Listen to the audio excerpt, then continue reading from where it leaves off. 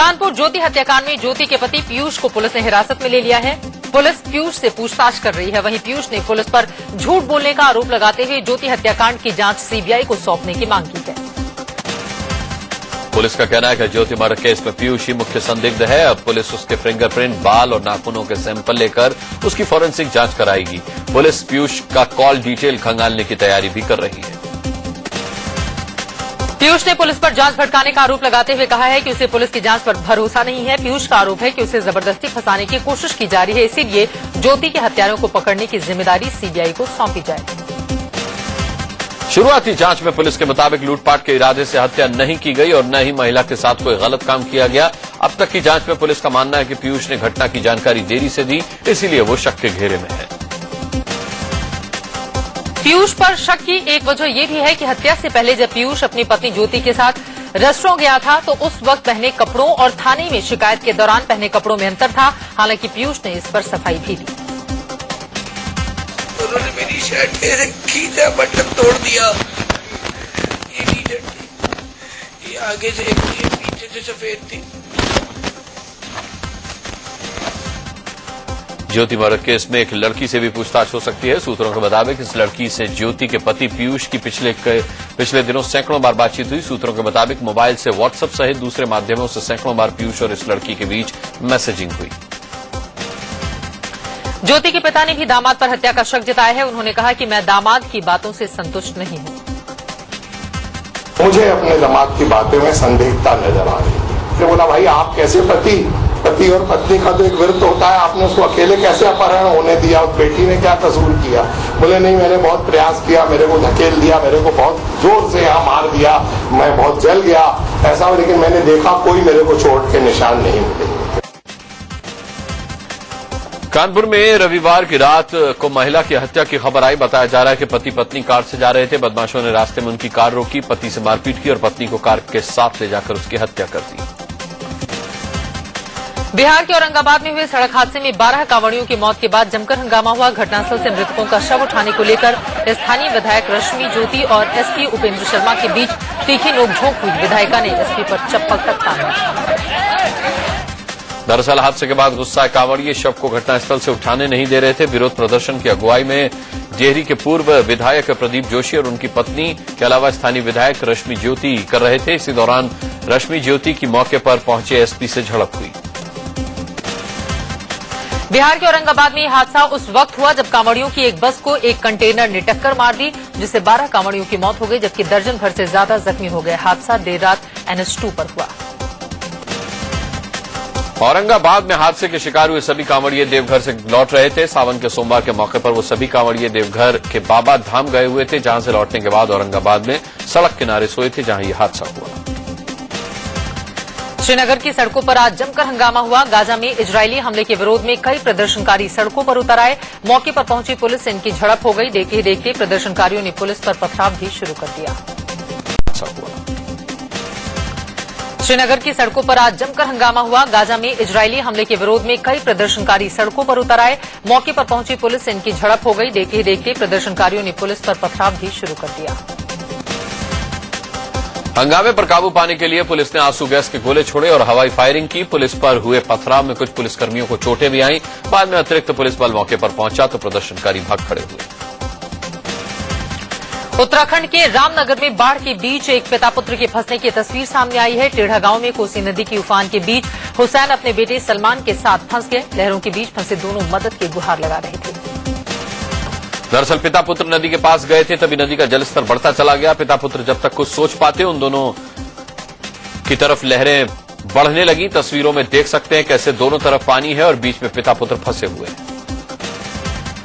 रामनगर की कोसी नदी में पिता पुत्र के बाढ़ के बीच फंसने की खबर मिलते ही पुलिस वाले मौके पर पहुंचे। पिता पुत्र को बचाने के लिए गोताखोरों को नदी में उतारा गया और फिर घंटों की मशक्कत के बाद इन्हें बचा लिया गया।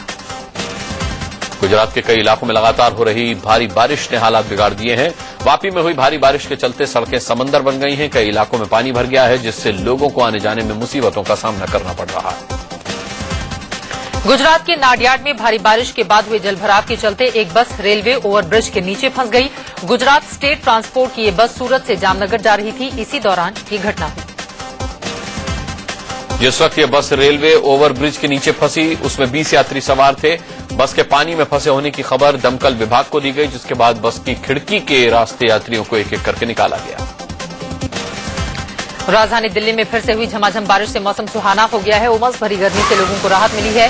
द्वारका इलाके में बारिश से सड़कों पर पानी भर गया, जिससे आवाजाही में दिक्कत हुई। उधर मध्य प्रदेश की राजधानी भोपाल में भी मूसलाधार बारिश से सड़कों पर पानी भर गया। बारिश ने यहां भी नगर निगम के दावों की पोल खोलकर रख दी है। सड़कों पर पानी भरने से आवाजाही में काफी दिक्कत हुई।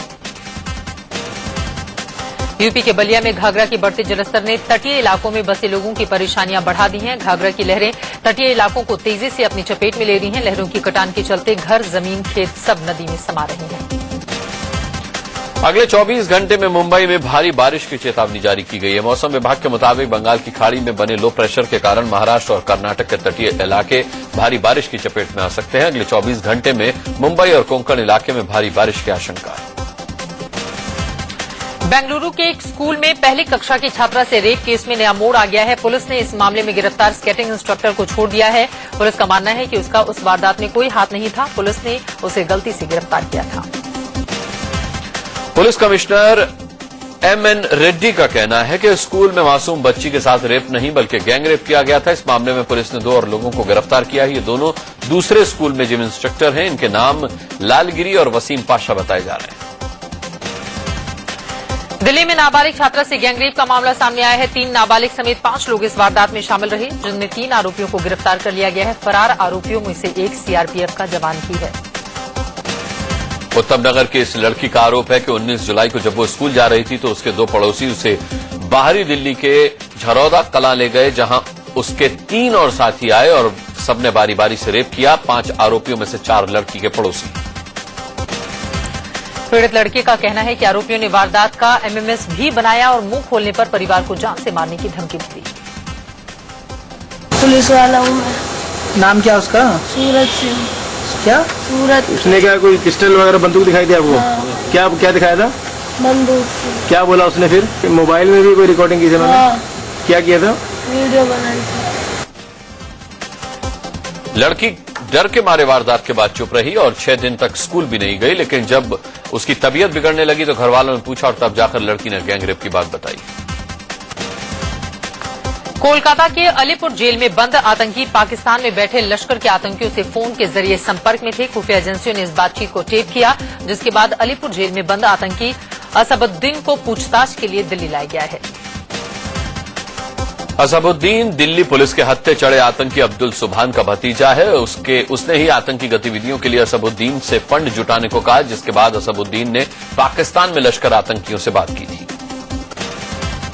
इस खुलासे के बाद अलीपुर जेल प्रशासन पर कई सवाल खड़े हो रहे हैं। ये बड़ा सवाल है कि जेल में हाई सिक्योरिटी सेल में बंद आतंकियों तक फोन कैसे पहुंचा और कैसे ये पाकिस्तान स्थित अपने अकाउंट से बात कर लेते थे। इससे पहले दिल्ली पुलिस की स्पेशल सेल ने लश्कर के बड़े आतंकी अब्दुल सुभान को गिरफ्तार किया। बताया जा रहा है कि ईद के मौके पर वो धमाके की साजिश रच रहा था, जिसे पुलिस ने नाकाम कर दिया। हरियाणा के मेवात का रहने वाला अब्दुल सुभान लश्कर तैयबा में युवकों को भर्ती करवाता था और ट्रेनिंग देने का काम करता था। हरियाणा से 2 युवकों की गिरफ्तारी के बाद पुलिस को अब्दुल सुभान के बारे में पता चला, जिसके बाद उसकी गिरफ्तारी हुई। सुभान का पूरा आतंकी रिकॉर्ड रहा है। गुजरात में वो हथियारों, विस्फोटकों के जखीरे के साथ पहले पकड़ा जा चुका है और उसे 10 साल की सजा भी हुई। 2010 में वो जेल से छूटा, लेकिन फिर से आतंकी गतिविधियों में सक्रिय हो गया। बीती 10 जुलाई को पुणे के डगडू शाह मंदिर के पास फरसखाना थाने के सामने हुए बम धमाके की सीसीटीवी तस्वीरें सामने आई हैं। पुलिस ने इन तस्वीरों के सहारे उन 2 लोगों का स्केच तैयार किया है, जिन्होंने बम प्लांट किया था। यह धमाका चोरी की एक मोटरसाइकिल पर रखे बम के जरिए किया गया। मोटरसाइकिल 25 जून को एक लोकल कोर्ट से चुराई गई थी। नितिन गडकरी के घर कथित जासूसी की खबरें अभी शांत भी नहीं हुई थी कि 2 और मंत्रियों के घर जासूसी की बातें सामने आई हैं। सूत्रों से खबर है कि गृह मंत्री राजनाथ सिंह और विदेश मंत्री सुषमा स्वराज के घर भी जासूसी से जुड़े उपकरण मिले हैं। हालांकि बीजेपी और केंद्र सरकार ने एक बार फिर जासूसी की खबरों को नकार दिया। केंद्रीय मंत्री प्रकाश जावड़ेकर ने कहा कि कोई जासूसी नहीं हुई और कांग्रेस के पास मुद्दा नहीं है, इसलिए बेवजह के सवाल उठा रही है। कांग्रेस के पास अब कुछ भी बोलने जैसा मुद्दा नहीं है, इसलिए वो जो घटित नहीं हुआ उसकी भी उसके खबरों पर चर्चा कर रहे हैं कि कोई बगिंग नहीं हुई है और बेवजह इस तरह से कांग्रेस इसमें चर्चा में ला रही है। वहीं केंद्रीय मंत्री नितिन गडकरी जासूसी के मुद्दे पर बार बार मीडिया के सवालों का जवाब देने से बच रहे हैं। एक बार फिर उन्होंने जासूसी के सवाल पर कन्नी काट ली। हालांकि ट्वीट कर वो पहले ही जासूसी की खबरों का खंडन कर चुके हैं। सरकार भले ही जासूसी की खबरों को नकार रही हो, लेकिन कांग्रेस ने संसद में इस मुद्दे को उठाने का मन बना लिया है। राज्यसभा में विपक्ष के नेता गुलाम नबी आजाद ने कहा कि सरकार को जांच कराना चाहिए और इस पर संसद में जवाब भी देना चाहिए। तो मामले को आजाद साहब क्या राज्यसभा में आप उठाएंगे? हम जरूर उठाएंगे, क्योंकि ये अब सरकार का मुद्दा नहीं बन गया है, ये तो पूरे देश का मुद्दा बन गया है, एक चिंता का विषय बन गया है, चिंता का मुद्दा बन गया है। तो इस आगे बढ़ेंगे। उधर यूपीएससी के परीक्षार्थियों ने पीएमओ मंत्री डॉक्टर जितेंद्र सिंह से मुलाकात की और सिविल सेवा की प्रारंभिक परीक्षा से सीसैट हटाने की कर रही है और जल्द ही फैसला हो जाएगा। पूरी गंभीरता के साथ इसकी चिंता में है और शीघ्र ही कोई समाधान निकल आएगा, क्योंकि हम भी नहीं चाहते कि किसी भी आधार पर किसी भी कारण इन बच्चों के साथ किसी भी प्रकार का पक्षपात अथवा अन्याय हो। यूपीएससी की सिविल सेवा परीक्षा से सीसैट हटाने की मांग को लेकर अखिल भारतीय विद्यार्थी परिषद ने जोरदार हंगामा किया। यूपीएससी बिल्डिंग के बाहर एबीवीपी कार्यकर्ताओं ने खूब नारेबाजी की और बवाल काटा। प्रदर्शन कर रहे एबीवीपी कार्यकर्ता यूपीएससी बिल्डिंग के बाहर ही लेट गए। इन्हें हटाने के लिए पुलिस को भारी मशक्कत करनी पड़ी। बाद में इन प्रदर्शनकारियों को पुलिस ने हिरासत में ले लिया और बस में ठूस कर थाने ले गई। यूपीएससी में सीसैट विवाद पर आरजेडी अध्यक्ष लालू प्रसाद यादव के बेटे तेजस्वी यादव ने प्रधानमंत्री नरेंद्र मोदी को चिट्ठी लिखी है। चिट्ठी में तेजस्वी यादव ने लिखा है कि हिंदी बैकग्राउंड वाले छात्रों के साथ भाषा के आधार पर भेदभाव नहीं होना चाहिए। प्रधानमंत्री नरेंद्र मोदी ने कृषि के विकास पर जोर दिया। भारतीय कृषि अनुसंधान परिषद के समारोह में मोदी ने कहा कि दुनिया का पेट भरने के लिए किसानों की जेब भरनी जरूरी है। हमारा किसान देश और दुनिया का पेट भरने में सामर्थ्यवान हो, हमारी कृषि किसान का जेब भरने में सामर्थ्यवान हो। प्रधानमंत्री मोदी ने कहा कि ग्रीन रेवोल्यूशन के बाद अब ब्लू रेवोल्यूशन की जरूरत है। ब्लू रेवोल्यूशन की उन्होंने मछली के उत्पादन से भी जोड़ा। मोदी ने लैब टू लैंड को एक बड़ी चुनौती बताया। अमेरिका के विदेश मंत्री जॉन कैरी ने भारत दौरे से पहले प्रधानमंत्री नरेंद्र मोदी की जमकर तारीफ की है। मोदी के चुनावी नारे सबका साथ सबका विकास से कैरी काफी प्रभावित दिखे और कहा कि ये मोदी की महान सोच है। जॉन कैरी ने बयान में कहा कि भारत की नई सरकार की योजना सबका साथ सबका विकास एक ऐसा सिद्धांत है और एक ऐसी सोच है जिसका हम समर्थन करना चाहते हैं। हमारा मानना है कि ये एक महान सोच है। दिल्ली के पूर्व मुख्यमंत्री और आम आदमी पार्टी के संयोजक अरविंद केजरीवाल ने सरकारी आवास छोड़ दिया है। तिलक लेन स्थित C223 वाले आवास को छोड़कर वो गाजियाबाद के कौशाम्बी में गिरनार अपार्टमेंट में फिर से शिफ्ट हो गए हैं। केजरीवाल का सारा साजो सामान ट्रक में भरकर कौशाम्बी वाले फ्लैट पहुंचाया गया। फरवरी में सीएम पद से इस्तीफा देने के बाद केजरीवाल को 15 दिनों के अंदर आवास छोड़ना था, लेकिन बेटी की परीक्षा का हवाला देकर वो 5 महीने तक यहां जमे रहे। कौशाम्बी के गिरनार अपार्टमेंट में केजरीवाल भले ही शिफ्ट हुए हों, लेकिन इस बार उनका फ्लैट नंबर बदल गया है। केजरीवाल पहले 603 नंबर फ्लैट में रहते थे, लेकिन इस बार उन्हें 403 नंबर का फ्लैट अलॉट हुआ। हरियाणा कांग्रेस में बगावत थमने का नाम नहीं ले रही। हरियाणा के ऊर्जा मंत्री कैप्टन अजय यादव ने इस्तीफा दे दिया है। उन्होंने मुख्यमंत्री भूपेंद्र सिंह हुड्डा पर भेदभाव का आरोप लगाया और कहा कि वो इस बाबत आला कमान से बात करेंगे। नहीं, मैंने अपना इस्तीफा मुख्यमंत्री को सौंप दिया, बाकी उनके ऊपर है। क्या कारण है सर कि आपने इस्तीफा दिया? अब कारण तो मैं पार्टी फोरम पे बात बता सकता हूं, मैं ऊपर नहीं बता सकता। कैप्टन अजय यादव ने हुड्डा के नेतृत्व पर भी सवाल उठाए और कहा कि जिस तरह लोकसभा चुनाव में कांग्रेस की हार हुई है, वही हाल विधानसभा चुनाव में भी कांग्रेस का होगा। जो हमने लोकसभा में जो हार हुई है, उसे सबक नहीं लिया हमने, उसी तरीके से हम काम कर रहे हैं। अगर इसी तरीके से हम चलते रहे तो आगे असेंबली के चुनाव में भी परिणाम अच्छे नहीं रहेंगे। कैप्टन अजय यादव ने कहा कि भले ही उन्होंने मंत्री पद से इस्तीफा दिया, लेकिन वो कांग्रेस छोड़ने वाले नहीं। उन्होंने ये भी कहा कि वो कांग्रेस में रहकर संघर्ष जारी रखेंगे। किसी को इस बात का भ्रम नहीं होना चाहिए मैं कांग्रेस पार्टी छोड़ूंगा। मैं कांग्रेस में रहूंगा और कांग्रेस में रह के ही संघर्ष करेंगे। भूपेंद्र सिंह हुड्डा के खिलाफ मोर्चा खोलने वाले कांग्रेसियों की तादाद बढ़ती जा रही है। कैप्टन अजय यादव से पहले चौधरी वीरेंद्र सिंह ने भी हुड्डा पर सवाल उठाते हुए कहा था कि नेतृत्व नहीं बदला तो वो चुनाव नहीं लड़ेंगे। टीएमसी सांसद तापस पाल के खिलाफ केस दर्ज करने के आदेश को पश्चिम बंगाल सरकार चुनौती देगी। कलकत्ता हाईकोर्ट के सिंगल बेंच के इस फैसले के खिलाफ बंगाल सरकार हाईकोर्ट के डिवीजन बेंच में अपील करेगी।